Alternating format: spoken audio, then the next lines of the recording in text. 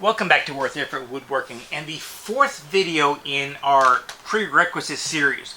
Kind of a collection of videos I'm putting together to provide generalized information, knowledge that a lot of woodworkers kind of never grasp when they're starting out and just causes confusion and frustration throughout the learning process.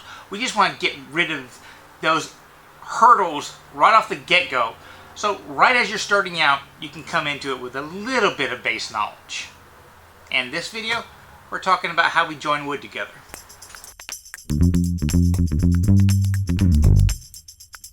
Let's start the conversation talking about glues, because that's kind of what most of us use to join wood together. And glues have been around in human history for well over 4,000 years. Basically, in the very beginning, it started out with, just getting tar and sap and stuff like that.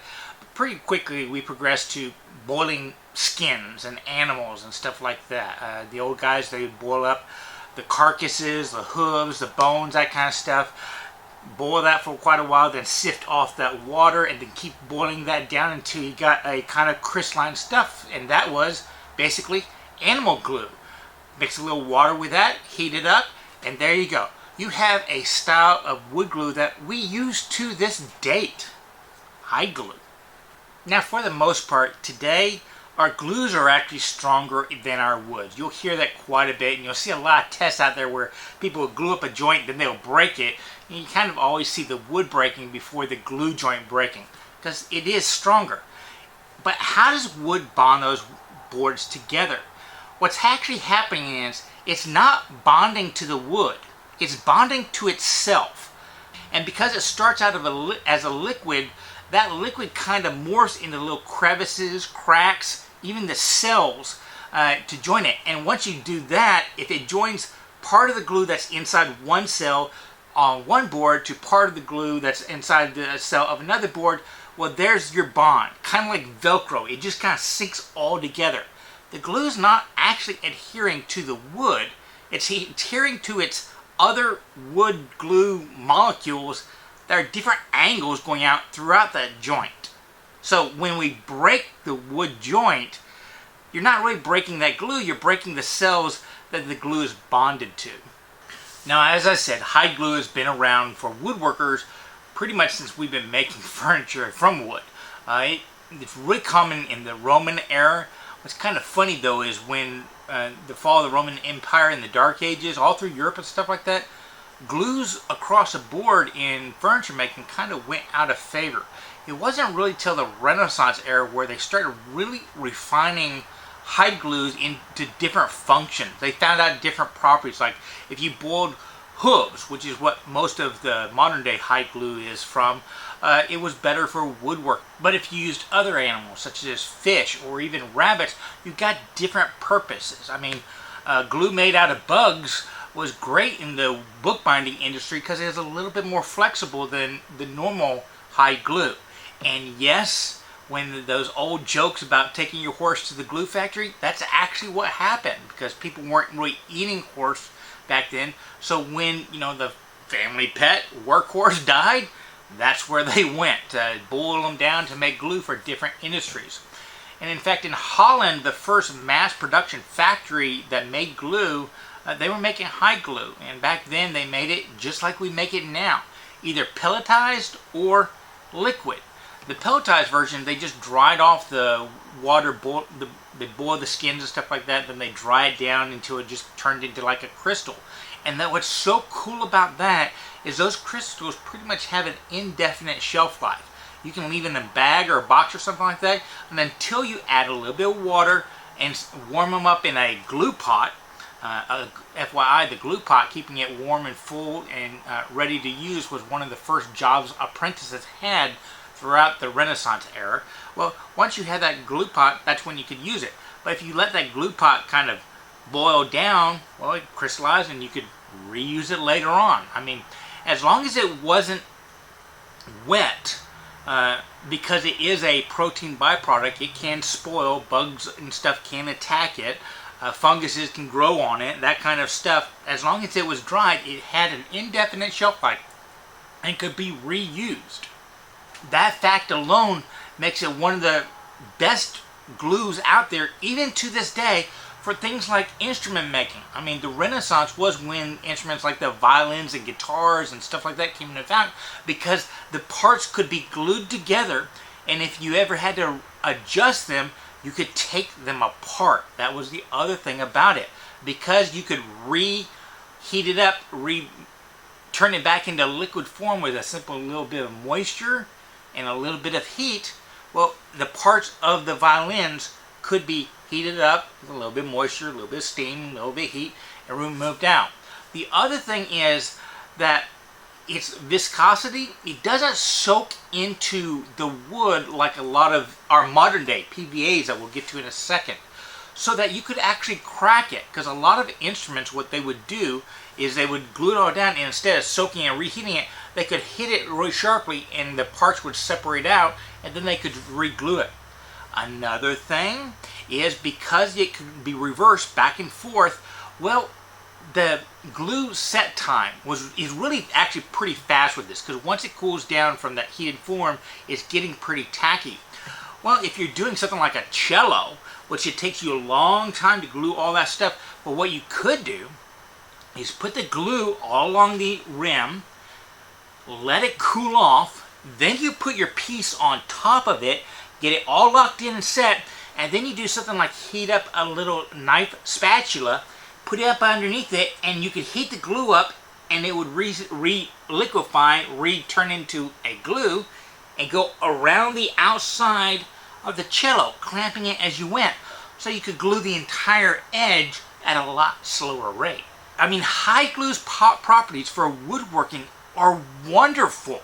Its biggest limitations, though, is it does have a shelf life. Now, to make liquid hide glue, they basically add urine, which is P, to the mixture, and it liquefies and keeps it okay, but it has a shelf life, and you actually have to kind of watch it, because I bought this bottle from one of the major manufacturers, Titebond, we'll be talking about them later, and, you know, even right off the bat it says used by 6/6 of 2014. So you've got to pay attention to the expiration date of this stuff. It still works, but it's not working to its optimal potential. And it can go bad, which all glues can. Now, from personal experience, something I really like about this, because it doesn't, the only way I know how to explain it is soak as deeply into the wood cells as the other stuff.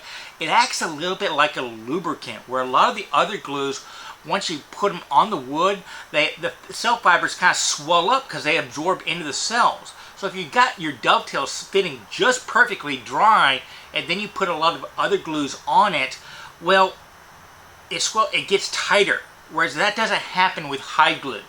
Plus the fact, especially with dovetails, if you have small gaps, hide glue has a little bit of a gap filling functionality to it. It can solidify, so it will hide some of your gaps, where other glues, they don't. One other thing I really like about hide glue is it has some clamping ability.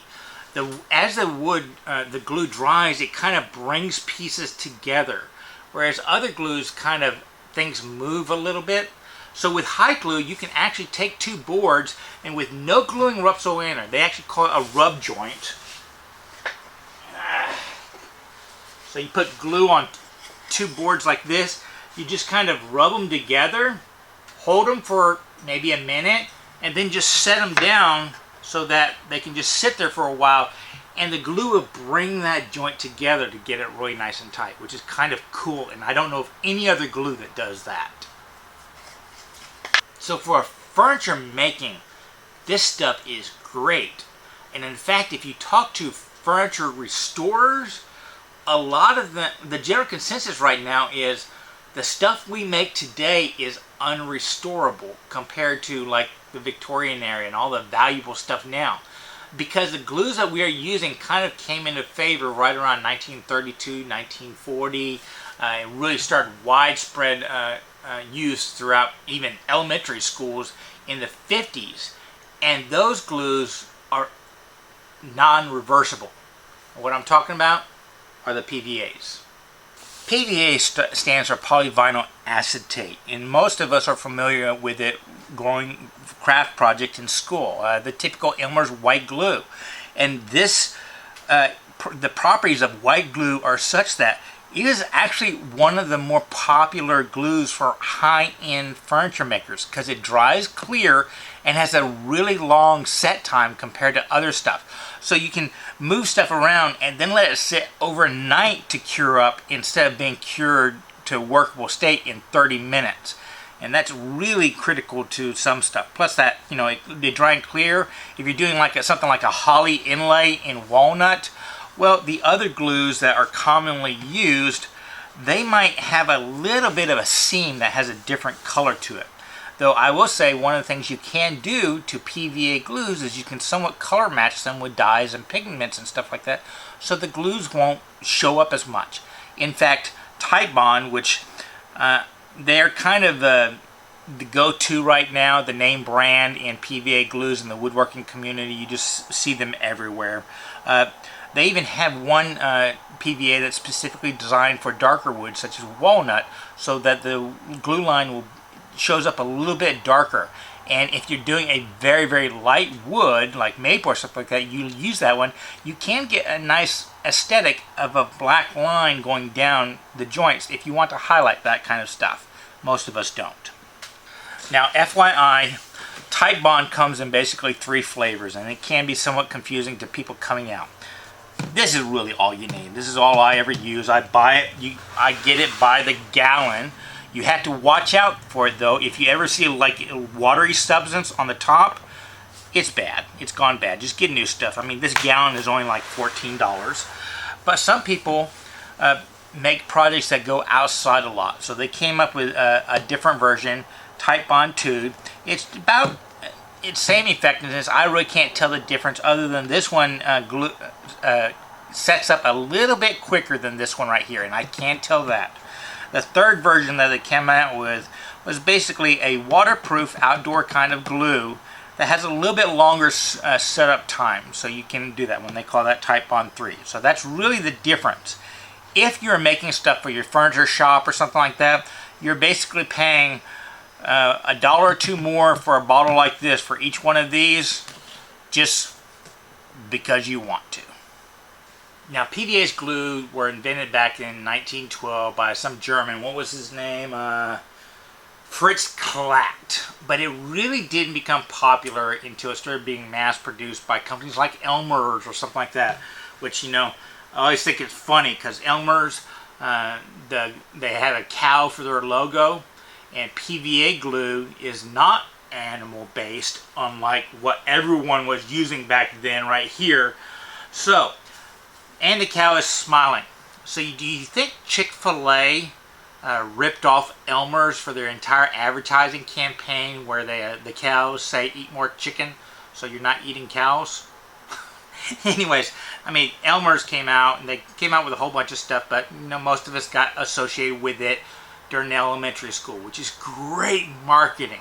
Saturate them when they're kids so you get in the habit of buying stuff. So we continue to buy this, and Elmer's even makes wood glue and carpenter glue and all that kind of stuff. Is just different variations of PVA. Now, the downsides to PVA is it pretty much does need some clamping pressure to actually work well. It doesn't have that, you know, gap filling properties of hide glue. It has to be right up next to woods so that it can bind. It kind of seeps into the cells a little bit more than this, which is why it makes a wood fiber swell. But it needs to be pressed right up against it to really work. If there's any kind of gap there, the glue isn't binding. Also, it's not reversible. Once it hardens, once it cures, you pretty much have to cut it out to get it out. And that's why furniture makers say stuff made with this is pretty much unrepairable, because you have to pretty much rebuild this stuff, cut it apart, add a little bit more wood where you remove wood, and then bring it all back together before, if you want to restore it or repair it. And the last thing is, once it is dried, it doesn't stick to itself. Remember me saying you have to cut it out if you want to repair it? Well, if you have two glue joints that you have glue on both sides of it and they both cure, adding more glue won't make it stick together. It actually has to absorb into those wood fiber cells. Whereas hide glue it will bond to itself, but you could also heat it up a little bit to soften it up, and it'll bond even better, kind of redoing the glue joint. Now, PVA and hide glue pretty much are all the glues I use in furniture making and carpentry and stuff like that. I do know some people use a little Pva glue, what's a cyanacrylite glue in flat work. I use it a lot in wood turning. Now, Ca, it goes by crazy glue, super glue, instant glue, all that kind of stuff. It was invented, back in the late 50s. It was actually used in a lot of the wars as a alternative for stitches and sutures in the field as a medical aid, and they even use that today. I know a lot of musicians will actually put Ca glue on the tips of their fingers if they're playing like the guitar to supplement their calluses for long days and stuff like that. It will eventually come off, but a lot of formulations are designed to bond skin, so you'd want to be careful with that one. Acetone will reverse it a little bit, loosen it, but if you got a lot of it on there, you're just kind of stuck until your skin wears away a little bit. I use it in these little canisters, and me and my dad, we buy it by the larger bottles, and it comes in a lot of different flavors. Ones I use most often were this thin stuff, and this stuff is thin enough that if I have like punky wood, I can put it on there and it's going to soak into the wood fairly deeply, and as it hardens, it solidifies the wood so I can work it as normal wood. Otherwise, it will just crumble on the pieces. I've also been known to, if I have a crack in a piece, I'll fill it with some metal dust, like copper shavings from a key making machine or aluminum. You can even use rocks like turquoise and stuff. Fill in a crack and then use the Ca glue to kind of bind it all together. It'll drizzle down in there. That's the advantages of the thin stuff. The thick stuff can actually be tinted and used to fill in gaps for like small wormholes and that kind of stuff. So that's why it comes in so many different flavors. But if you're not going to dive deep in it, I really wouldn't worry about it too much. Now, FYI, right here, I've got Titebond right here. It's just a name brand. I honestly can't tell the difference between a lot of the brands. I'm sure some people can, but none of the stuff you've seen in this video is sponsored by anybody. It's just the stuff I happen to have on hand. For woodworking, the big advantage to this stuff is it dries really fast and bonds really fast. We're talking within seconds, and you can actually even speed that up some more by using accelerator on one piece of wood, put a few drops of Ca on the other. When you put them together, it just kind of sizzles and bonds almost instantly. So if you're doing jigs or something like that on the lathe or anywhere else, you can. One of the new fads, which, in the content creation world, you get fads coming out, is people combining Pva glue with Ca glue. They'll put, PVA over 75% of it and leave 25% open, and then put a few drops of Ca or crazy glue. Then when they bond it, the thinking is the Ca will bond it really quickly and hold it while the PVA cures. I'm not sure how well that works because the PVA, as we've said earlier, kind of needs clamping pressure, and while Ca can bond well, it's kind of a brittle bond. It's a very hard substance, so it's easy to crack off, whereas Pva glue, one of its cool things about it is even after it cures, it gives a little bit, which is why it's typically the wood that breaks instead of the glue.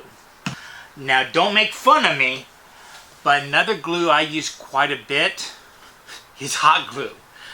It's not going to be what holds a final piece together, but a lot of times when I'm making jigs or something like that, I just want a piece of wood to stay right here so I can bump up against it. So what I'll do is I'll put blue tape down on my workbench or a jig or something like that. I'll put blue tape on another piece of wood, and then I'll run a bead of hot glue down and sandwich the pieces together in between the blue tape. So whenever I want to remove it, I just peel off the wood.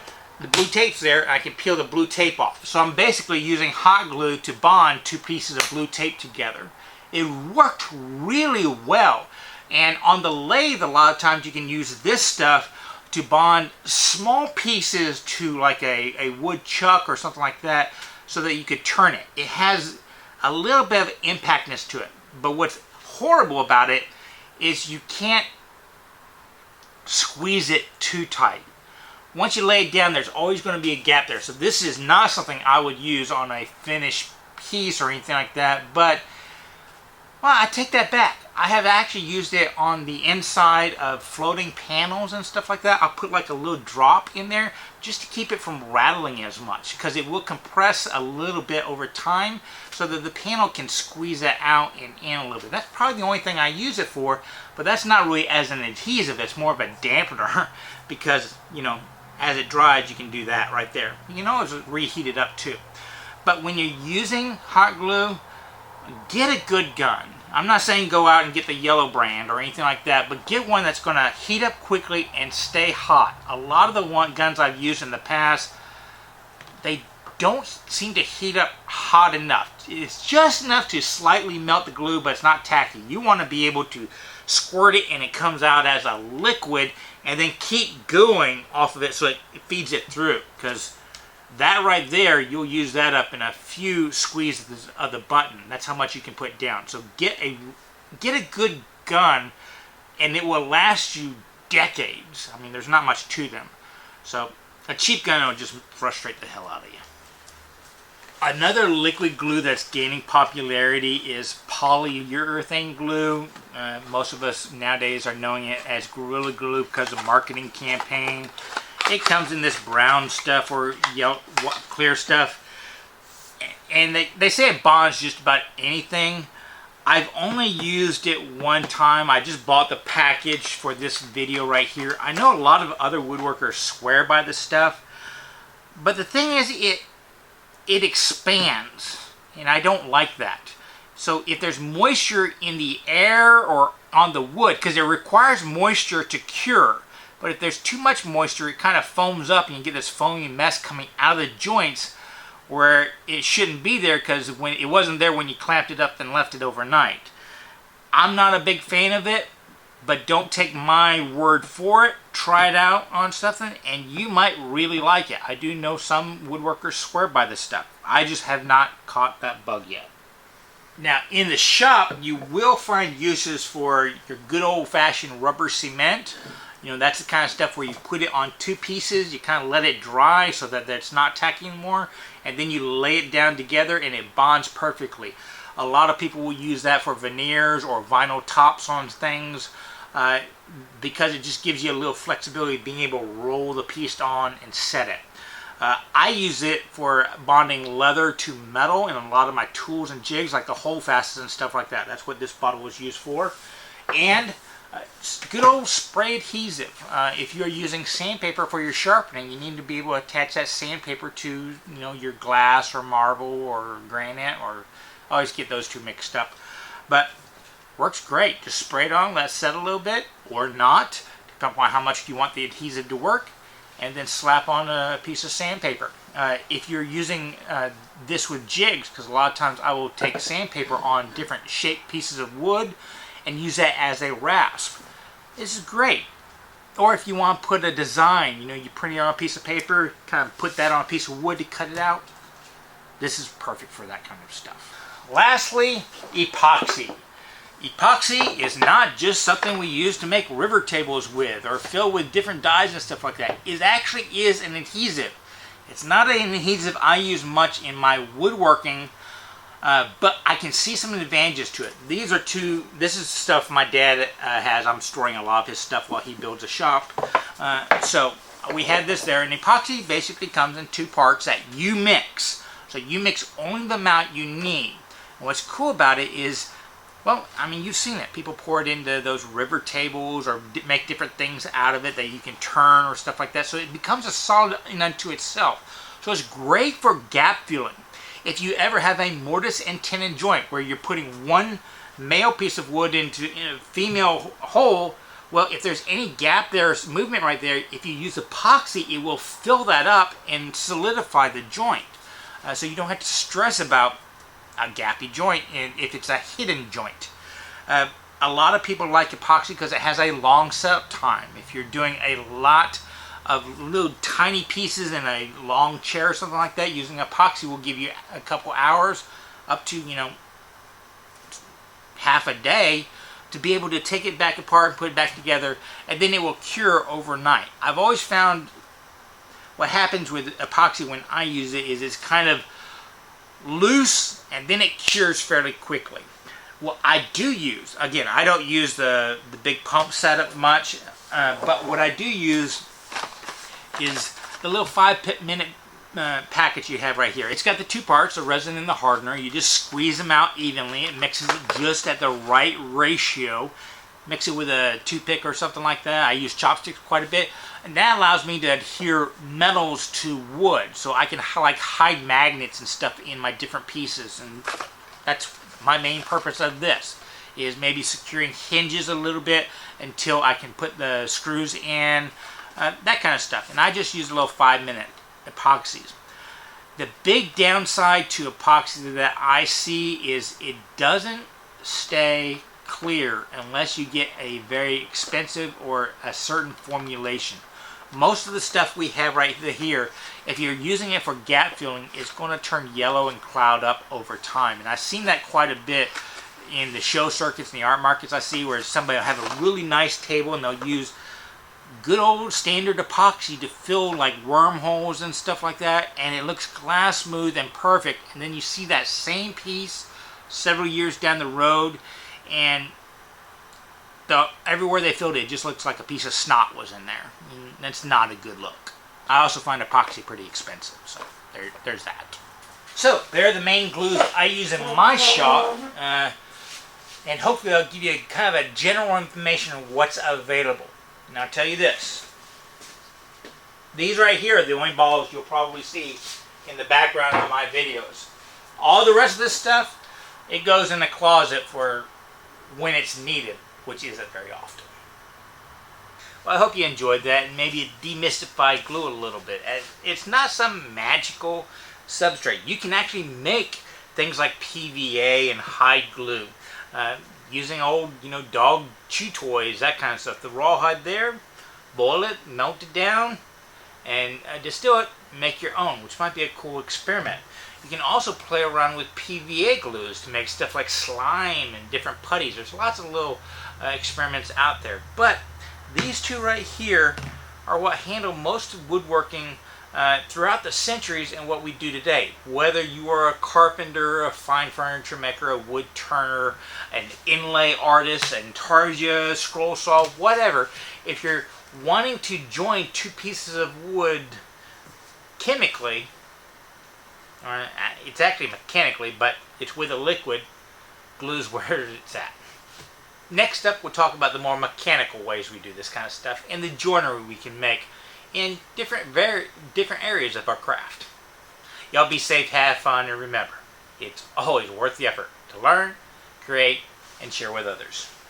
Go make a little mess.